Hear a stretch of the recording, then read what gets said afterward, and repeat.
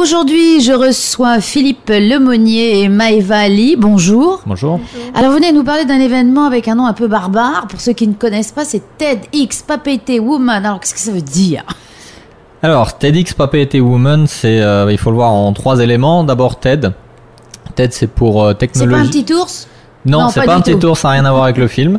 C'est le nom d'une fondation américaine qui existe depuis plus de 30 ans. TED, c'est pour Technology, Entertainment and Design, donc technologie, loisirs et design, conception. C'est une fondation qui est née dans la Silicon Valley et qui depuis a pris de l'ampleur et maintenant à l'échelle internationale et qui a pour objectif de diffuser des idées positives qui ont pour vocation de changer le monde. Donc c'est très, très humaniste en fait. C'est très humaniste, c'est très tourné vers l'avenir, vers la communication, la culture, l'échange entre allier humanisme et technologie. Voilà, c'est ça, pour tirer le meilleur de chaque situation technologique, humaine, sociale, économique, etc.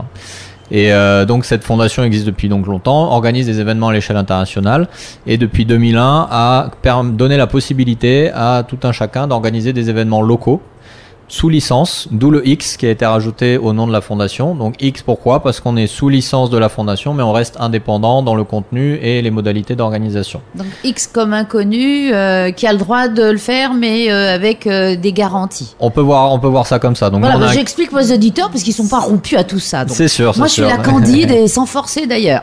Voilà, c'est ça. Donc en fait, on a un cahier des charges qui nous est transmis par la fondation et à partir de là, nous, on organise notre événement local. On va chercher des intervenants qui soient locaux, régionaux ou internationaux pour les faire participer à l'événement. Donc d'où le nom de Papeete. Donc on a déjà fait 2 éditions sous ce nom-là depuis fin 2013. Et là, cette édition qui aura lieu le jeudi 28 mai est spécifique parce qu'elle est tournée vers les femmes. Donc le 28 mai au Petit Théâtre de la Maison de la Culture. C'est ça, Petit Théâtre et Salle Montréal. Toute la journée ? Toute la journée de 9h à 16h30. Donc la première partie, c'est la matinée. On aura des intervenantes locales, 6 intervenantes locales qui viendront donc nous présenter leurs idées sur la scène du Petit Théâtre. En marge de ça, on va avoir des petits happenings culturels, des expos photos, des stands de nos partenaires, etc. qui vont un petit peu animer autour de la salle du Petit Théâtre. Et l'après-midi, on aura quelque chose de très sympathique. On va rediffuser en live l'événement international consacré aux femmes qui se déroulera le même jour en Californie. Donc ça sera en anglais quand même. Ce sera en anglais, effectivement. Donc est-ce qu'il faut savoir parler correctement anglais ou est-ce qu'il y aura de la traduction quand même ? Le parler, c'est pas nécessaire. Le comprendre, c'est mieux. On a le droit de papoter entre nous quand même. Absolument, en anglais ou en français, bien sûr, il n'y a pas de souci. Alors malheureusement, non, techniquement, on n'a pas pu organiser une traduction simultanée parce que là, c'est vraiment du live, hein, donc on n'a pas. C'est quand même assez coûteux de le faire, donc on n'a pas pu le faire. Mais sur les 2 précédentes éditions, on a toujours eu des intervenants qui faisaient des interventions live en anglais. Ça n'a pas posé plus problème que ça, donc je pense que là encore le public sera au rendez-vous. Et on aura quand même la première intervention de l'après-midi en live, ce sera quand même l'ancien président Jimmy Carter. Ah oui, donc il parlera depuis la Californie mais qu'on suivra en temps réel ici à Tahiti. Donc ça vaut quand même le coup, même si c'est en anglais, je pense que ça vaut le détour. Alors concrètement, on va parler de quoi exactement ? Vous avez déjà défini les thèmes ? Oui, alors comme toujours pour TED de façon générale et TEDx Papeete en particulier, on aime évoquer des thématiques très diverses parce que les idées n'ont pas un domaine particulier. Donc là, même si on sera tourné sur des problématiques qui touchent plus ou moins la femme, on va parler de violence. Avec l'intervention de Veinouï Simon qui est une psychocriminologue spécialisée donc dans ce domaine. Violence au sein du couple, non, dans les violence familles, au sens général, mais effectivement qui peuvent toucher les femmes. Mais elle viendra nous présenter son projet de groupe de parole qu'elle a mis en place depuis quelque temps en Polynésie et qui est assez novateur dans l'approche. J'en dis pas plus, je garde le suspense. On va parler de bien-être au travail aussi avec Marie Colliès qui est une coach professionnelle et une médiatrice. On va parler de l'eau dans toutes ces présentations au travers de la présentation de Céline Hervé-Bazin donc qui articule quand même la problématique de l'eau autour de la problématique des femmes qui est une approche assez originale. C'est-à-dire elle a un projet qu'elle a eu l'occasion de présenter à d'autres occasions où pour elle donc l'eau est bien évidemment une ressource fondamentale pour aujourd'hui et pour l'avenir. Oui. Et dans ce cadre-là, les femmes ont un rôle à jouer dans la préservation de la richesse, de la ressource aquatique. On va ensuite parler de ciguatera avec Mireille Chinin qui est une scientifique chercheur à l'Institut Louis Malardé. Et en fait, c'est une maladie qu'on connaît peu finalement, même si on en entend souvent parler en Polynésie. On en connaît les ravages. Voilà, on en connaît les ravages, mais on n'a pas forcément toutes les informations, on n'a ni l'ampleur que ça peut avoir finalement chez nous et ailleurs. On en discutait ce matin justement avec Mireille qui me disait que la Polynésie est le 5e pays qui subit le plus la ciguatera dans le monde. Donc c'est quand même quelque chose d'important. Ça parce que les lagons, les coraux sont assez pollués et puis les gens, on est un petit peu dans des îles, donc les gens mangent du poisson. Absolument, Ils absolument. sont plus touchés que les Suisses par exemple. A priori. Mais voilà, donc apparemment il y a énormément de données dont on n'a pas forcément connaissance et donc elle viendra nous apporter son approche et sa connaissance de cette maladie. On continuera ensuite à parler de genre et d'égalité entre les sexes. C'est une question très importante. C'est Armelle Merceron qui viendra nous en parler. Alors elle ne viendra pas avec sa casquette qu'on lui connaît le plus, qui est celle de représentante à l'Assemblée, mais en tant qu'économiste et membre de l'Union des femmes francophones d'Océanie, l'UFFO, et de la prise en compte du genre dans la promotion de l'égalité homme-femme. Une problématique assez intéressante. Et on terminera en couleur avec l'intervention de Sarah Roopigna, qui est la présidente et celle qui a créé le festival Onohu, qui vient juste de se terminer la semaine dernière, et qui viendra donc nous expliquer cette démarche qu'elle a eue de créer une galerie, un musée à ciel ouvert dans les rues de Papeete. Et tout ça, ces interventions durent combien de temps? Alors les interventions de TED sont assez spécifiques, elles ne durent que de 15 à 18 minutes. C'est serré quand même pour parler de... C'est très serré, c'est un exercice de style véritablement, qui nécessite énormément de préparation. Donc elle s'exprime mais il n'y a pas de questions. Il n'y a pas de questions, voilà, l'intervenant vient sur scène, il présente son idée avec éventuellement un petit support en complément et ensuite il s'en va.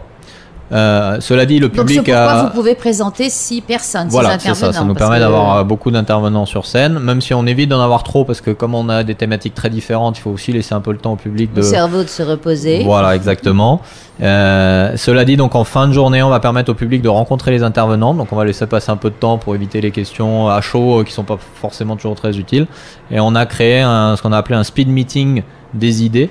Et donc on donnera au public la possibilité de rencontrer les intervenantes par période de 5 minutes et puis de tourner avec toutes les intervenantes pour échanger. Par exemple, quelqu'un est intéressé par la problématique de l'eau et les actions. Voilà. Exactement. Et donc l'après-midi, on aura la diffusion en live via Internet de l'événement majeur en Californie avec donc l'ancien président Jimmy Carter, avec des poètes, avec des chanteuses, avec des spécialistes de l'éducation, avec des activistes dans différents domaines, le social, etc. On aura une ancienne légende du sport aussi qui viendra faire une intervention.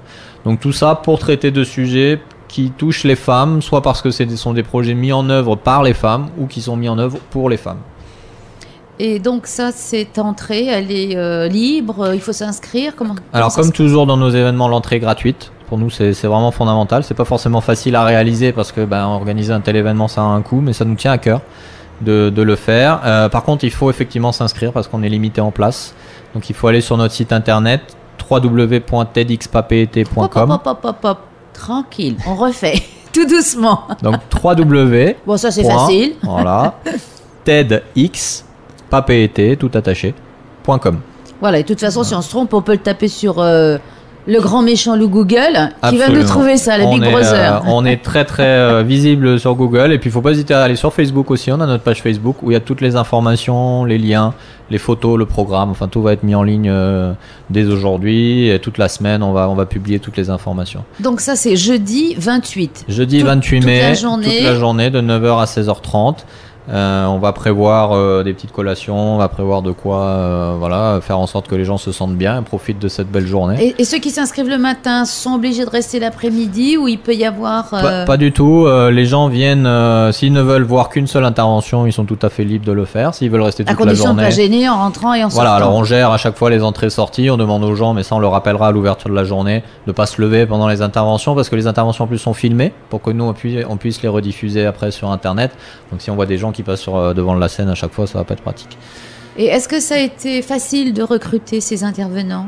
C'est relativement facile. On a quand même un gros réservoir de gens avec énormément de projets et d'idées en Polynésie. Ça, c'est une belle chose. Là, ça fait donc la 3e édition de l'événement qu'on organise.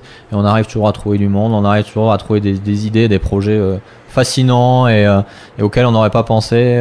Donc, non, on a encore de quoi. Alors comment ça se passe pour trouver ces idées? Il y a un brainstorming où on vient vous proposer des choses? Alors au sein de l'équipe, on a entendu parler, on a vu des articles sur X ou Y qui ont fait des projets. Vous allez un peu à la pêche, quoi. On va à la pêche, il y a des gens qui nous contactent directement et puis après ce sont des contacts qu'on peut avoir à titre personnel de gens dont on a suivi le parcours et à qui on a envie de donner l'opportunité de venir présenter cette idée sur scène. Donc il faut rappeler un petit peu, donc vous organisez cette journée TEDx Papeete, donc au sein de votre organisation. Alors, on peut développer un petit peu. Alors nous, on est une association, loi 1901, donc but non lucratif. On est tous bénévoles dans l'équipe. On fait ça en plus de nos activités professionnelles.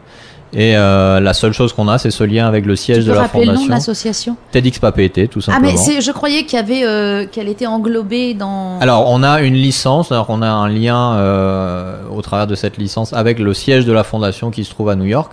Mais nous on est indépendants, c'est-à-dire qu'on n'est pas salarié de l'organisation ou quoi que ce soit. On a notre structure locale pour assurer la gestion de l'organisation. Mais après ce sont on va dire de la collaboration qu'on a avec le siège. Qui lui par contre est organisé avec des salariés etc, parce qu'eux font des événements à l'échelle internationale, quoi. Donc, et vous avez la possibilité parfois aussi de faire venir des gens de l'extérieur? Oui, c'est ce qu'on avait fait pour l'édition qu'on avait tenue au mois de janvier dernier. On avait fait venir quelqu'un de Samoa qui était venu nous parler de sa vision du développement régional du Pacifique.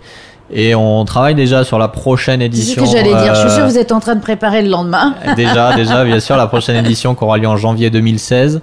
C'est donc dans un peu plus de 6 mois maintenant, mais là c'est un événement un peu plus important, donc on prend le temps de bien l'organiser. Et on a déjà 3-4 noms de personnes qui viendraient de l'extérieur qui sont déjà intéressées. Bon, vous viendrez m'en reparler. Avec plaisir. Donc on rappelle l'événement. Donc le jeudi 28 mai 2015 de 9h à 16h30 à la Maison de la Culture, Petit Théâtre et la salle Mouria Veil. Donc l'entrée est gratuite, mais il faut s'inscrire donc sur internet. C'est donc TEDx Papeete Women avec des intervenantes locales le matin et la rediffusion en live de l'événement international l'après-midi. Tout est dit. Voilà. Merci Philippe. Merci à toi.